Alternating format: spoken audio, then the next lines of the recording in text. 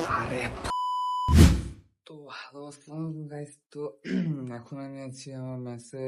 আর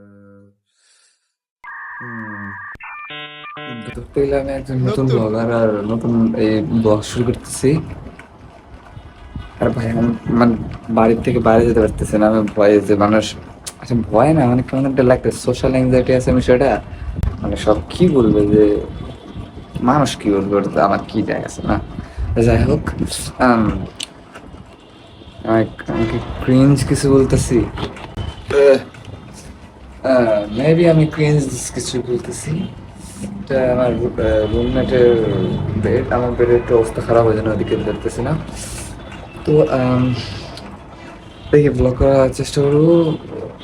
আর জানাবেন কি কি একটু টিপস যদি দেওয়ার থাকে, টিপস দিবেন অবশ্যই, পাশে থাকবেন।